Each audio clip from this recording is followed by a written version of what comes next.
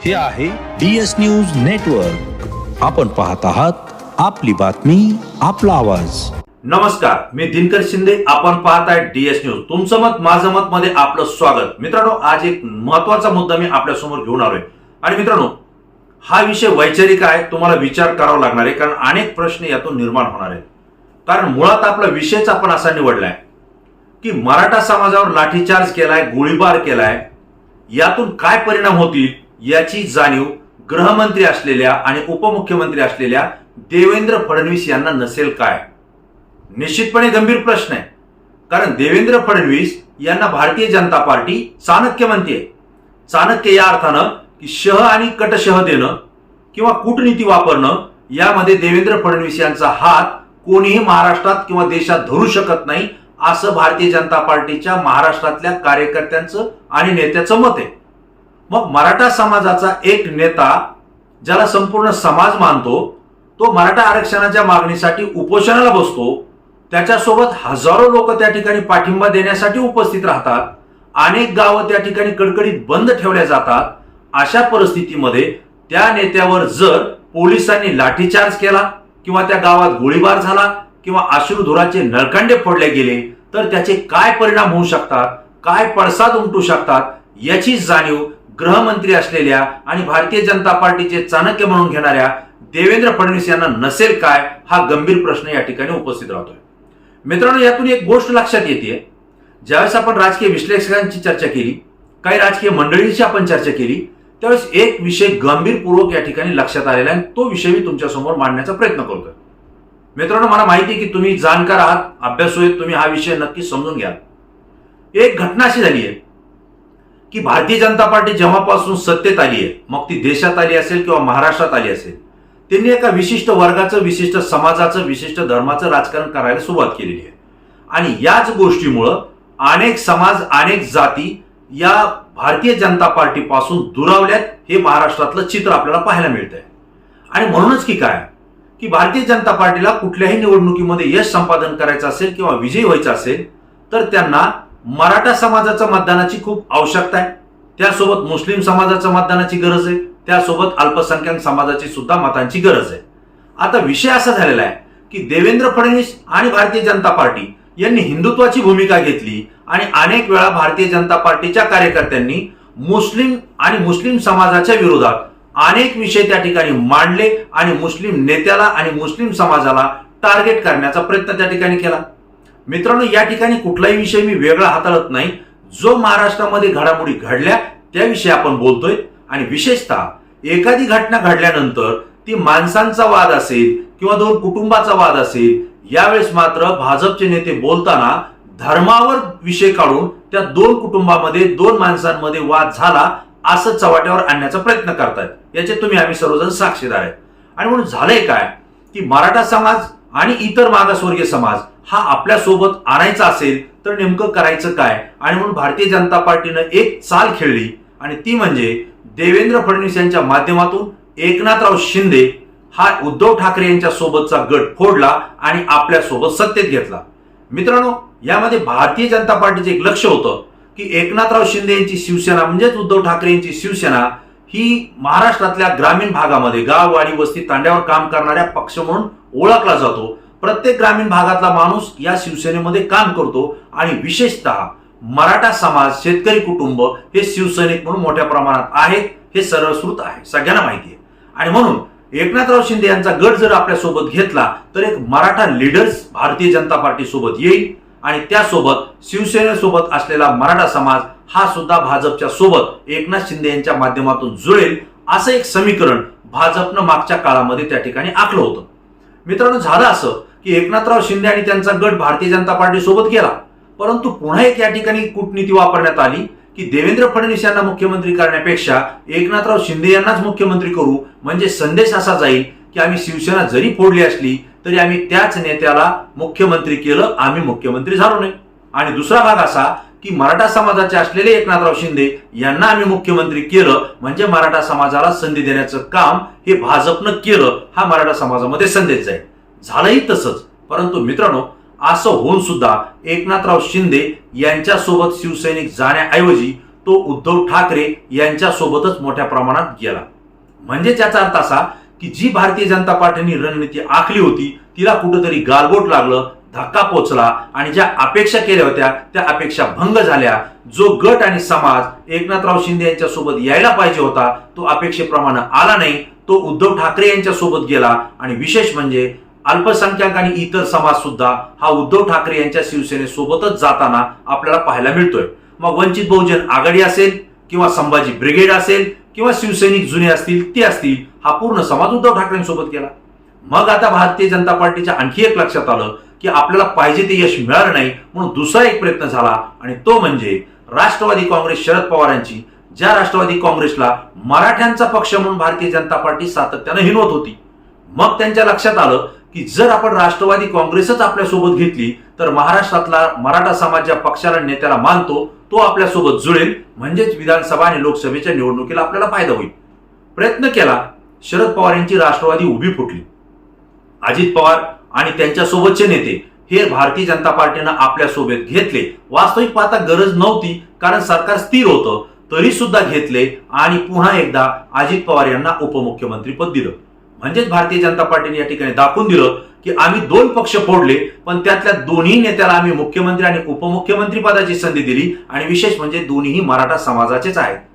वास्तविक पाहता राष्ट्रवादी फोडला त्यावेळी छगनराव भुजबळ असतील किंवा आणखी धनंजय मुंडे असतील किंवा जे कोणी ओबीसीचे नेते असतील त्यांनाही ते उपमुख्यमंत्री करू शकत होते, परंतु तसं न करता अजित पवार यांनाच त्यांनी परत एकदा संधी दिली. परंतु तिथं सुद्धा एक आपल्या लक्षात येत आहे की राष्ट्रवादी काँग्रेस उभी जरी फुटली असली तरी शरद पवार यांना मानणारा जो वर्ग आहे तो शरद पवार यांच्या सोबतच राहिला. कारण शरद पवार यांचं नेतृत्व महाराष्ट्रातल्या ग्रामीण भागात, विशेषतः शेतकरी वर्गामध्ये, मराठा समाजामध्ये आणि ओबीसी समाजामध्ये सुद्धा शरद पवार यांचं नेतृत्व मानलं जातं. ते आजही अजित पवार यांचा गट बाजूला गेल्यानंतर तर शरद पवारांच्याच बाजूला ती ओढ आहे हे आपल्या या ठिकाणी लक्षात येत आहे. म्हणजेच एक प्रकारे भाजपने जी रणनीती आखली होती त्या ठिकाणी सुद्धा त्यांना अपेक्षेप्रमाणे यश मिळताना दिसत नाही. म्हणजेच काय की मराठा समाज जर मोठ्या संख्येनं भारतीय जनता पार्टी सोबत गेला असता तर मुस्लिम समाज जरी बाजूला गेला तरी भाजपला जास्तीचा काही फरक पडला नसता, परंतु तसं होताना दिसत नाही. आणि मग एक या ठिकाणी लक्षात येत आहे की एकनाथराव शिंदे आणि अजित पवार दोन्ही मराठा समाजाच्या नेतृत्वाला मुख्यमंत्री आणि उपमुख्यमंत्री केलं, हा रोष इतर समाजामध्ये गेला. म्हणजे अँटी मराठा जो काही समाज वर्ग आहे त्यांच्यामध्ये हा संदेश गेला की भाजप हा विशिष्ट वर्गासाठी तर काम करतोच आहे, म्हणजे ब्राह्मण समाज असेल, मारवाडी समाज असेल किंवा व्यापारी उद्योग असेल यांच्यासाठी तो काम करतो, त्यांना तो संधी देतो. परंतु त्यासोबतच आता मराठा समाजाला सुद्धा आपल्या जवळ त्यांनी केलंय. म्हणजेच आपल्यासाठी सुरक्षित जे पक्ष असतील ते मग शिवसेना उद्धव ठाकरे गट असेल, राष्ट्रवादी काँग्रेस शरद पवार गट असेल किंवा काँग्रेस आणि वंचित आघाडी असेल, असं ऑदर समाजाला त्या ठिकाणी वाटतंय. हे भारतीय जनता पार्टीच्या लक्षात आलं आणि कदाचित म्हणूनच महाराष्ट्रातल्या मराठवाड्यामध्ये जो काही जालना जिल्हा आहे या जालना जिल्ह्यामध्ये आंतरवाली सराटी हे गाव आहे. या ठिकाणी मनोज जरांगे पाटील जे मराठा समाजाचं नेतृत्व करतायत, अनेक वर्षापासून आंदोलन करतायत आणि ते आरक्षणासाठी 5 दिवसापासून त्या ठिकाणी उपोषणाला बसले होते. त्यांचं उपोषण सोडण्याचा सरकार प्रयत्न करत होतं, सामाजिक कार्यकर्ते प्रयत्न करत होते, परंतु ते उपोषणाला बसल्यानंतर पुन्हा एकदा आरक्षणाची चळवळ महाराष्ट्रामध्ये पेटली आणि संपूर्ण परिसरामध्ये मग जालन्याला लागून असलेला संभाजीनगरचा भाग असेल, बीड जिल्ह्याचा भाग असेल किंवा बुलढाणा जिल्ह्याचा भाग असेल, या ठिकाणी ते वातावरण पेटलं गेलं आणि तिथले मोठे मराठा समाजाचे आंदोलक असतील, कार्यकर्ते असतील, पदाधिकारी असतील, ते जरांगे पाटलाला पाठिंबा देण्यासाठी त्या ठिकाणी आंतरवाली सराटीमध्ये जमा झाले. आता या ठिकाणी हजारोचा जनसमुदाय जमलेला आणि त्या ठिकाणी जरांगे पाटलाचं उपोषण सोडायचे, पोलीस प्रशासन त्या ठिकाणी गेलं. परंतु मित्रांनो, एवढा हजारोच्या संख्येने जनसमुदाय जर जमला असेल तर त्या ठिकाणी पोलिसांनी लाठीचार्ज केल्यानंतर महाराष्ट्रात काय परिणाम होऊ शकतात, काय पडसाद उमटू शकतात याची जाणीव गृहमंत्री असलेल्या आणि भारतीय जनता पार्टी ज्यांना चाणक्य म्हणते त्या देवेंद्र फडणवीसांना नसेल असं मला वाटत नाही. परंतु झालं असं की उपोषण ते सोडत नाहीत, जरांगे पाटील उपोषण सोडत नाही म्हटल्यानंतर जवळपास 15 ते 20 पोलिसांच्या गाड्या भर दुपारी आंतरवाली सराटी या गावाकडे वळाल्या. मग त्या जालन्याहून असतील, संभाजीनगरहून असतील आणि जवळपास 300 ते 350 पोलीस आणि एसआरपी या गाड्यांमधून जाताना आपण पाहिले. आपण DS न्यूजवर सुद्धा ती घटना दाखवली. एवढ्या मोठ्या गाड्यांचा ताफा, 300-350 पोलीस आणि एसआरपीचा ताफा, विशेष म्हणजे पूर्ण सज्ज होते. कारण हे हेल्मेट घातलेले होते, सुरक्षा गार्ड यांच्या सोबत होतं, रायफल्स होत्या ज्यामध्ये बुलेट सुद्धा होत्या, आणि तिसरी गोष्ट अश्रुधुराचे नळकांडे हे सुद्धा हे सोबत घेऊन आले होते. मग जर उपोषणच सोडायचं होतं तर एवढी मोठी तयारी पोलीस प्रशासन का करून आलं होतं, हा प्रश्न सामान्य माणसाला पडतोय. सामाजिक कार्यकर्त्यांना सुद्धा त्या ठिकाणी उपस्थित राहतोय. अनेक राजकीय व्यक्ती सुद्धा व्यक्त करतात की कशासाठी झालं. बरं, झालं तर झालं. ज्यावेळेस सगळे पोलीस त्या ठिकाणी गेले, घटनास्थळावर गेले, त्यावेळेस त्यांचा गरडा पाहून कार्यकर्त्यांनी त्या ठिकाणी घोषणा केल्या, एक मराठा लाख मराठा, आम्हाला आरक्षण दिलं कसं जात नाही आणि दिल्याशिवाय घेतल्याशिवाय आम्ही राहणार नाही, अशा पद्धतीच्या घोषणा त्यांनी दिल्या.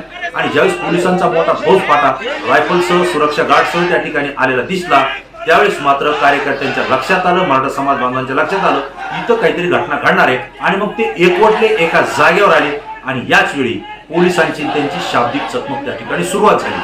म्हणजेच काय, शाब्दिक चकमक म्हणण्यापेक्षा मराठा समाजाचे कार्यकर्ते घोषणा देत होते आणि पोलीस त्यांना ढकलत होते. अशा वेळी अचानकपणे पोलिसांनी लाठीचार्ज सुरू केला. लाठीचार्ज सुरू केल्यानंतर कार्यकर्ते मराठा समाजाचे सैरावैरा पळू लागले. अशा वेळेला जोरदार लाठीचार्ज त्या ठिकाणी लाठीचार्ज सुरू झाला आणि मग जे कार्यकर्ते त्या ठिकाणी पळाले होते ते प्रतिकार त्यांना करता आला नाही. अनेक महिलांना त्या ठिकाणी मार बसला, डोके फुटले, अनेकांचे हात फ्रॅक्चर झाले, पायाला मार लागला, छातीला मार लागला, डोके अनेकांचे फुटले. काही मराठा समाजाचे कार्यकर्ते तर खाली पडले होते. अक्षरशः पोलीस त्यांना जनावरांसारखं बदलत होते. त्याचे व्हिडिओ सुद्धा आपल्याकडे आहेत. मित्रांनो, ही सगळी घटना घडल्यानंतर जे काही त्या ठिकाणचे कार्यकर्ते पळून गेले त्यांनी मात्र मग दूरवरून पोलिसांच्या दिशेनं दगडफेक करायला सुरुवात केली. हे सुद्धा व्हिडिओच्या माध्यमातून आणि प्रत्यक्षदर्शीनं आपल्याला त्या ठिकाणी सांगितलं. मित्रांनो, ही सगळी घटना घडल्यानंतर जे काही पडसाद उमटले ते सगळे आता आपल्यापर्यंत इलेक्ट्रॉनिक मीडियाच्या माध्यमातून असेल, टीव्हीच्या माध्यमातून किंवा वर्तमानपत्राच्या माध्यमातून ही घटना आपल्यापर्यंत पोहोचली. मित्रांनो, याचे पडसाद असे उमटलेत आता महाराष्ट्रातल्या प्रत्येक जिल्ह्यामध्ये, गाव, वाडी, वस्ती, तांड्यावर जिथं जिथं मराठा समाज राहतो तो पेटून उठलेला आहे. त्यांनी रस्ता रोको केलाय, चक्का जाम केलाय, अनेक शासनाची वाहनं त्यांनी पेटून दिलेली आहेत. आणि एवढंच काय की आता कुठेही दगडफेक करू शकतात अशी त्यांची मानसिकता झालेली आहे. विशेष म्हणजे पोलीस प्रशासन सुद्धा हतबल झाले. पोलिसांना हवेत गोळीबार करावा लागला, एक वेळेस नाही तर आंदोलन ठिकाणी करावं लागला. जालन्याच्या ठिकाणी आंदोलन झालं, तिथंही त्यांना गोळीबार हवेमध्ये करावा लागला. ही परिस्थिती हाताबाहेर जाते. शासनाला याचे परिणाम भोगावे लागू शकतात याची जाणीव गृहमंत्री असलेल्या देवेंद्र फडणवीस आणि भारतीय जनता पार्टी यासोबतच मुख्यमंत्री एकनाथराव शिंदे आणि उपमुख्यमंत्री अजित पवार यांना नसेल काय, हा पुन्हा एकदा मी प्रश्न आपल्याला विचारतोय.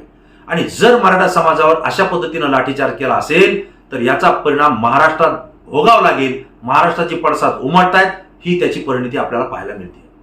मित्रांनो, मग जर याची जाणीव असेल शासनाला, जर याची जाणीव असेल गृहमंत्र्याला, तर मग हा लाठीचार्ज का झाला, कुणाच्या आदेशाने केला आणि ज्यांनी कुणी लाठीचार्ज केला त्यांच्यावर बडतर्फीची कारवाई का झाली नाही. जर शासनाच्या विरोधात झाला असेल, गृहमंत्र्यांना माहिती न देता जर झाला असेल तर तात्काळ संबंधित अधिकारी असेल याला निलंबित करण्याऐवजी बडतर्फ करणं गरजेचं होतं. ज्या पोलिसांनी लाठीचार्ज केला तो शासनाला न सांगता किंवा वरिष्ठांचे आदेश न घेता जर तो केला असेल तर त्यांना सुद्धा बडतर्फ करणं गरजेचं होतं. मात्र तसं झालेलं आपल्याला दिसत नाही. गृहमंत्र्यांना राज्यामधले प्रत्येक गावामध्ये कुठली घटना घडते आणि तिचा परिणाम काय होऊ शकतो याची इत्थंभूत माहिती गृह विभागाला असते. राज्यात कोणत्या विभागामध्ये काय घडतं आणि काय घडू शकतं याची पहिली खबर, पहिली गुप्त वार्ता ही गृह विभागाला जाते. आणि याच गृह विभागाचे जे काही आपले प्रमुख आहेत ते म्हणजे देवेंद्र फडणवीस आहेत. मित्रांनो, एवढी सगळी माहिती असताना एवढी मोठी घटना घडतेच कशी, याचा अर्थ असा जो राजकीय विश्लेषकाने आपण चर्चा करताना निघतोय आणि माझंही मत तसं बनतंय. जर आपण मराठा समाजावर या ठिकाणी हल्ला केलाय किंवा लाठीचार्ज केलाय, हा संदेश आता संपूर्ण महाराष्ट्रात गेलाय. म्हणजे याचा अर्थ असा, मराठा समाजाच्या व्यतिरिक्त जे कुठला समाज असेल अँटी मराठा, त्यांच्या निदर्शनास एक घटना येईल की भारतीय जनता पार्टी किंवा देवेंद्र फडणवीस यांनी मराठी समाजाच्या किंवा मराठा समाजाने जे आंदोलन केलंय त्यांच्या आंदोलनाला खत पाणी घातलेलं नाही, त्यांचे चोचले पुरवलेले नाही, थोडक्यात त्यांच्या मागण्या मान्य केल्या नाही. या उलट त्यांचं आंदोलन सुरू असताना ते ऐकत नव्हते म्हणून त्यांच्यावर लाठीचार्ज केला आणि आरक्षणाचा मुद्दा त्या ठिकाणी बगल देण्याचा प्रयत्न केला. हा संदेश आदर समाजामध्ये जाईल आणि मग तो समाज पुन्हा एकदा भाजप आपल्या बाजूचं आहे असं वाटून तो भाजपकडे झुकेल. कदाचित असा जो काही नियोजन आहे असू शकतं अशी एक शंका आपल्याला या ठिकाणी येते. मित्रांनो, कारण एवढा मोठा परिणाम आज महाराष्ट्रात झालाय की भारतीय जनता पार्टी आणि त्यांना मदत करणारे जे कोणते पक्ष असतील किंवा नेते असतील त्यांना महाराष्ट्रामध्ये याचे परिणाम भोगावे लागणार आहेत. त्याचं कारण आहे की मराठा समाज तर आता त्यांच्यासोबत जाणार नाही. त्याचं कारण आहे की लाठीचार्ज केलाय, गोळीबार केलाय आणि हक्काच्या मागणीसाठी केलाय. दुसरी गोष्ट अशी आहे, मुस्लिम समाज जात नाही कारण मुस्लिम समाजाला असुरक्षित वाटतंय, कारण त्यांच्या विरोधात अनेक नियम, अनेक घटना भारतीय जनता पार्टी घेताना दिसतंय. त्यांचे स्टेटमेंट सुद्धा मुस्लिम समाजाच्या विरोधात बोलल्यासारखे दिसत आहेत, बोलतायतच, तेही त्या समाजाला मान्य नाही.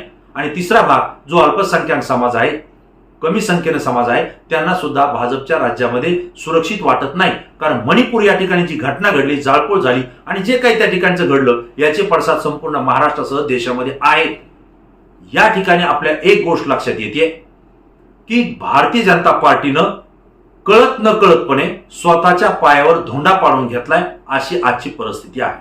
आणि मित्रांनो, भाजपनं, मी मुद्दाम भाजप हा शब्द उच्चार करतोय कारण भाजपचे देवेंद्र फडणवीस हे गृहमंत्री आहेत आणि गृहमंत्र्यानं राज्य आणि कायदा सुव्यवस्था राखण्यासाठी जे काही करता येईल ते कायदा आणि सुव्यवस्थेच्या मध्ये राहून करायला पाहिजे होतं. ते नेमकं झालं नाही. लाठीचार्ज होणं, गोळीबार होणं, अश्रुधुराचे नळकांडे फोडणं, तोही सामाजिक प्रश्न उपस्थित केला असताना हे अत्यंत सरकारच्या दृष्टीनं घातक झालेले, याचा परिणाम भोगावा लागणार आहे.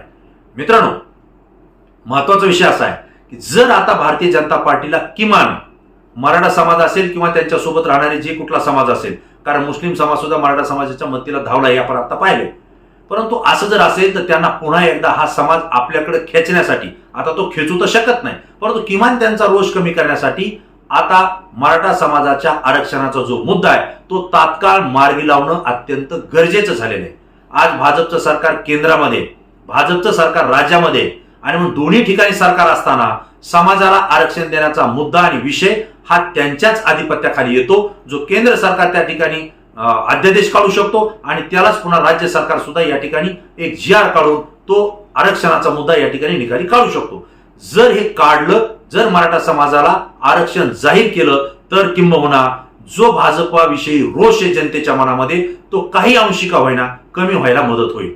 आपण पाहिलं की अनेक गावांमध्ये गावकरी एकत्र येत आहेत, शपथ घेत आहेत आणि आम्ही भारतीय जनता पार्टीला मतदान करणार नाही, जोपर्यंत ते मराठा समाजाला आरक्षण देत नाही तोपर्यंत आम्ही त्यांना मतदान करणार नाही, अशी शपथ घेत आहेत. हे आपल्याला पाहायला मिळते, त्याचे व्हिडिओ सुद्धा आपल्याकडे उपलब्ध आहेत. आणि मित्रांनो, यामुळेच आपला एक विषय असा आहे की मराठा समाजाच्या या आंदोलनावर लाठीचार्ज केल्यानंतर त्याचे जे परिणाम होतील याची जाणीव गृहमंत्री असलेल्या देवेंद्र फडणवीस आणि राज्य सरकारला नव्हती काय, हा माझा प्रश्न आहे. याच्याविषयी मी माझं मत व्यक्त केलं. आणि मराठा समाजाचा रोष जर कमी करायचा असेल तर भारतीय जनता पार्टीला, केंद्र आणि राज्य सरकारमध्ये असलेल्या सरकारला तात्काळ मराठा समाजाच्या आरक्षणाचा निकाल किंवा प्रश्न या ठिकाणी निकाली लावावा लागेल, असं माझं मत आहे. मित्रांनो, हा जो विषय हा तुमच्या समोर मी अत्यंत साध्या आणि मोजक्या शब्दामध्ये मांडण्याचा प्रयत्न केलाय. कदाचित व्हिडिओ मोठा झाला असेल, परंतु माहिती जी द्यायची होती ती मी आपल्यापर्यंत पोहोचवली. माझं मत मी व्यक्त केलं. आपल्याला काय वाटतं आपण लाईक आणि कमेंट्स करून जरूर कळवा. मित्रांनो, तुमची प्रतिक्रिया ह्या अत्यंत महत्वाच्या आहेत, कारण तुम्ही प्रतिक्रिया देतायत तो महाराष्ट्रातला प्रतिनिधी म्हणून, आणि तुमची प्रतिक्रिया संपूर्ण महाराष्ट्र नव्हे तर महाराष्ट्राच्या बाहेर जिथपर्यंत DS न्यूज चॅनल पोहोचलाय तिथपर्यंतचा प्रत्येक माणूस पाहतो आणि त्याला सुद्धा आपली प्रतिक्रिया देतोय. आपण तात्काळ लाईक आणि कमेंट्स करा. पुन्हा नवीन विषय, नवीन मुद्दा घेऊन आपल्या समोर येईल. तोपर्यंत धन्यवाद.